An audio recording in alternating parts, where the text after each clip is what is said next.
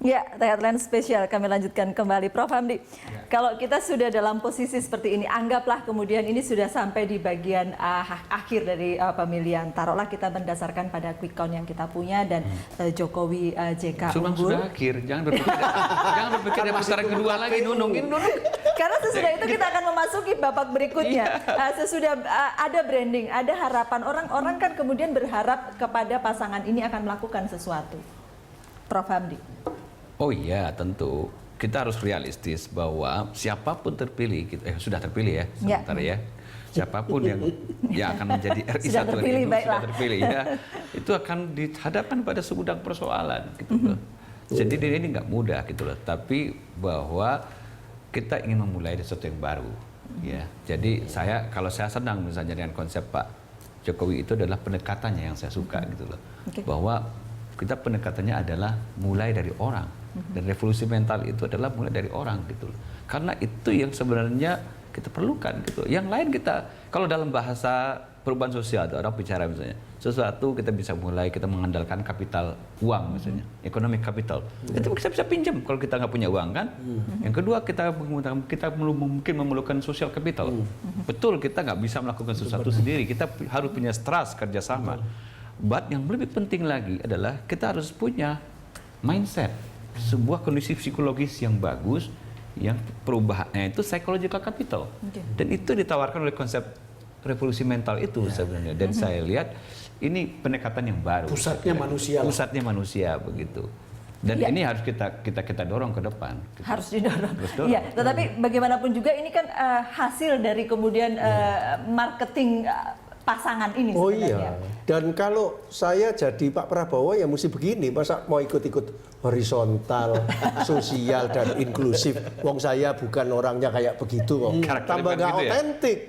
Jadi loh, kalau saya melihatnya gitu, kalau saya jadi Pak Prabowo ya memang mesti jadi dirinya sendiri. Ya memang mesti tegas, ngomongnya keras, nasionalistik, nggak perlu niru-niru belusuan. Makanya pada waktu debat itu saya pikir ngapain ini kok Pak Prabowo terus kemudian wah setuju lagi sebetulnya ya benar timnya itu gitu ya. Diferensiasinya tidak mestinya diferensiasinya tetap aja saya sekarang begitu. Nah, itu Pak, jadi you don't need to be better, you don't need to be the best, you just need to be different. Cuma masalahnya sekarang differentiation Anda itu memang sebaiknya otentik supaya tidak dianggap pencitraan belaka. Pencitraan itu sah loh kalau di marketing. Tapi Pak Hermawan kan ini dua-duanya sudah menunjukkan otentisitas. Iya. Dan masalahnya rakyat Indonesia lebih senang yang mana.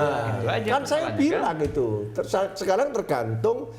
Kalau Jakarta dulu lebih seneng yang model horizontal, inklusif dan sosial. Nah, Indonesia nggak tahu. Nah, sekarang nunggu tanggal 22 Juli nanti. Finalnya gimana? Karena ini kan mirip-mirip gini kan gitu. Tipis kata Pak Hamdi, tapi sudah selesai katanya. Tapi ada sebuah fase rebound. Karena kan dari berbagai lembaga survei kemarin itu kan dibilang tipis. Ada yang bilang satu, survei ya Pak? Iya, dari survei. Kita tidak bicara quick count ya.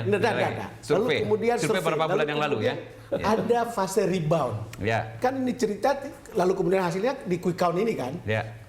Karena kemudian kita tahu mestinya ada sesuatu. Kenapa rebound kan? Sesuatu itu apa? Dari segi psikologi politiknya maupun dari marketingnya. Iya.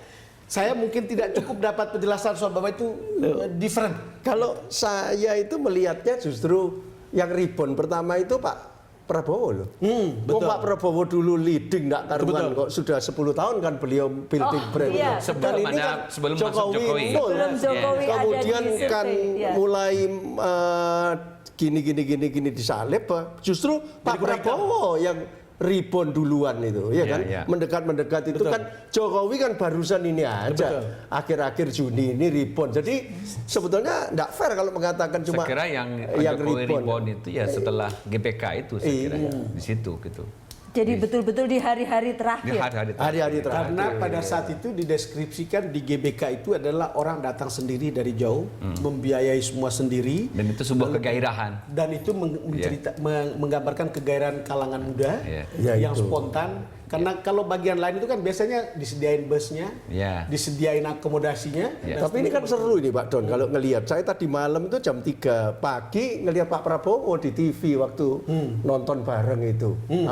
Oh, bola. Ya, Jerman lawan Brasil itu kan luar biasa. Disediakan media kayak begitu oleh koalisinya kan luar biasa itu. Wah, ini this is smart ini. Dan ramalannya ini yang luar biasa ketika itu ditanya tuh. Kalau Bapak hati saya di Brasil, tapi yang menang nanti Jerman katanya. Dan bener loh Pak yang diomongin ini. Waduh, tak pikir-pikir this is good and last minute ini sebetulnya. Jadi salam dua jarinya bagus, debatnya sudah untuk ini bagus, terus ini umroh, tapi ini nonton bola. Itu kan luar biasa. Aku asik gitu loh ngelihat marketing strategi dan marketing taktiknya. Yang berbeda gitu ya? Iya loh Pak. Kalau Aku kemudian- perhatiin itu dari aspek marketing. Kalau kemudian dikatakan Jadi ribon-ribonan. saling rebound begitu ya Pak Hermawan ya. Kalau kemudian dikatakan bahwa naiknya di saat-saat akhir di GBK kemudian tapi ini kan karena tidak ada campaign yang luar biasa di situ kecuali GBK ya. Kecuali GBK tidak ada selain itu yang luar biasa. Begini, jadi memang ya kalau saya Sama melihat dua jari, ya. dalam putaran terakhir itu hard campaign nggak jalan lagi. Oke. Ya soft campaign dalam pengertian tadi menyentuh hati orang gitu loh. Dan itu kan Ada youth, ada netizen iya, gitu ya. itu kayaknya lebih berhasil Iya. gitu loh. Saya kira gitu ya. Tapi harus harus dipahami juga mungkin GBK dan kedua juga momen umroh itu juga menurut saya menyentuh juga. Oh, oke. Iya. Iya. Dan bahkan menurut saya strategi misalnya mengolok-olok misalnya ada yang mengatakan kain umrohnya tidak terlalu benar begitu. Itu justru membalik. Oh itu saya kira. itu ini manipulasi foto sesungguhnya. Iya gitu. Tapi kan artinya kita harus masyarakat nggak suka. Kalau orang memang umroh itu kan dia jadi tamu Allah. Kita hormatilah apapun motifnya gitu kan. Jadi malah menyerang itu malah fireback gitu loh. Jadi gini loh Pak, kalau balik boleh ngomong survei dikit ini. Iya. Bapak kan di Persepi. Orang banyak yang nggak menyebut RRI. Oh iya, RRI ini melakukan waktu pileg Pak, itu hitungan cepatnya yang paling mirip. Itu betul. Dan sampai dipuji oleh Pak SBY. 2.000 relawan juga kayak datang GBK itu. Pergi ke pojok-pojok. 2.000 Iya, saya diceritain bener sama Ibu Niken di RUT TVRI itu. Jadi oke lah, orang boleh nggak percaya sama survei ini. Bias semua, tapi RRI ini kan LPP, lembaga penyiaran publik langsung di bawah presiden. RRI itu tadi bukan sudah BUMN loh. Iya, sudah merilis hasilnya hasilnya? adalah Jokowi JK 52,56%, Prabowo Hatta 47,44%. 5 koma dong ya selisihnya. Hampir Mas. sama kan dengan Hampir yang sama lain, dengan yang lain-lain. Data yang ini sesudah data masuk sekitar 98,11 dan margin errornya 1%. Dan banyak tidak dibicarakan, padahal itu volunteer semua itu yang kerja. Ya persis kayak GBK itu. Jadi di GBK itu juga kalau boleh nambahin, itu kan tidak ada bendera parpol. Tidak ada bendera parpol sekali.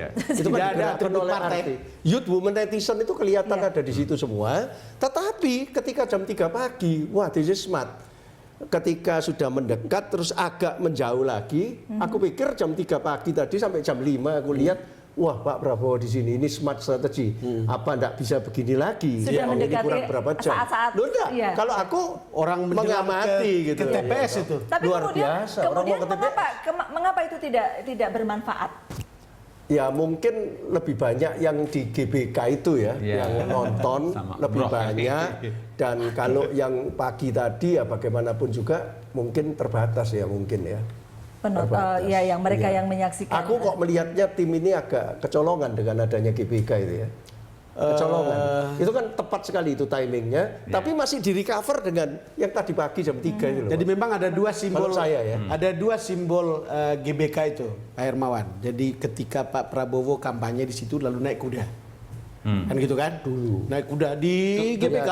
Itu dulu waktu Gerindra ya. Iya, Pileg. waktu pileg. Lalu kemudian bukan waktu pileg, sudah waktu pilpres ini. Ada kan? Atau waktu ini ya? Awal-awal. Lalu kemudian beda dengan kedatangan Jokowi yang rada ngerok, lalu kemudian orang datang ke situ. Dan kemudian kalau lihat gambarnya sambil lari-lari begitu, ya kan memperlihatkan saya muda, saya di antara kalian. Itu pinternya dia, bisa bikin seperti itu yang bisa masuk di anxiety and desire-nya voter itu. Iya, betul. Iya, memang. Jadi akhirnya memang kita bicara soal benar-benar di saat-saat akhir bergerak dan kemudian bangun di saat yang tepat kita Timing yang tepat. Di 3-4 hari karena begini, itulah saat-saat untuk merayu undecided voter itu. Jumlahnya pada waktu itu masih 10%. Gitu. Yang itu yang di 3 hari terakhir itu direbut oleh Jokowi sebenarnya gitu. Dan itu membuat dia rebound lagi. Oke. Gitu. Ya, kalau kita melihat kita sudah hampir sampai di bagian akhir sebenarnya. Saya mau minta sedikit konklusi atau statement closing begitulah untuk jalannya kampanye ini dari sisi Pak Prof Hamdi dan Pak Hermawan. Prof, silahkan Prof. Oh iya, kok masih ngomongin kampanye, hari sudah ada terpilih. Ya, ini konklusi saja ketika kemudian sampai sekarang ini. Iya, maksud saya pada akhirnya kan saya sudah mengatakan berkali-kali, ketika semua hal sudah dikedepankan, nyanyian sudah dikedepankan gitu, pada akhirnya pemilih akan menentukan menilai karakter gitu loh. Dan di sini saya kira 3 hari terakhir itu, 4 hari terakhir katakanlah itu memang pertarungan karakter. Ketika orang mulai berpikir ulang lagi, yang baik yang mana ya? Sebelum berakhir pertanyaan saya, jangan-jangan ada pengaruhnya pada hasil penelitian Anda psikologi politik yang menggambarkan Jokowi begini dengan demokratis, lalu kemudian begini. Kan? Ada nggak? Oh, nggak tahu saya. Nggak ada yang meneliti soalnya seberapa besar pengaruhnya begitu.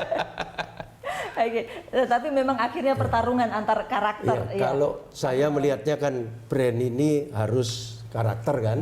Nah sekarang sisa 9 Juli sampai 22 Juli, officialnya kan 22 Juli. Ya ini semua pihak memikirkan brandnya sendiri-sendiri. Sayang loh kalau melakukan kesalahan-kesalahan yang nggak perlu. Pak Prabowo, Pak Hatta itu brand juga. Pak Jokowi dan Pak JK juga brand juga. SBY itu juga brand loh. Iya toh. Indonesia itu juga brand. Masa kita mau jadi kayak Thailand?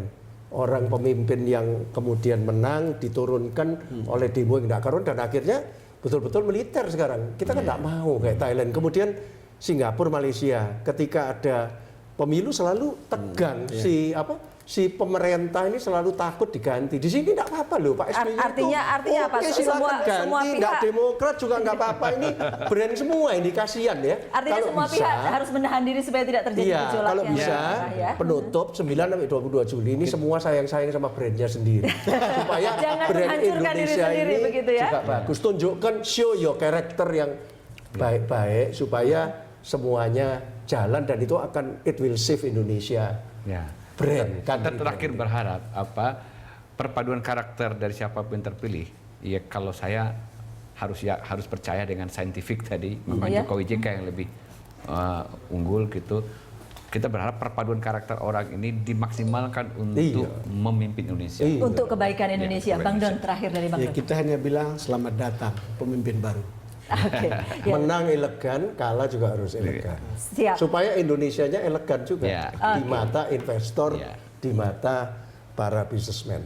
Iya, Bapak-bapak terima kasih kalau gitu sudah hadir di The Headline Spesial di Berita 1 News Channel. Dan pemirsa itulah tadi The Headline Spesial. Sesaat lagi Dodi De Keizer dan Fitri Megantara akan menemani Anda.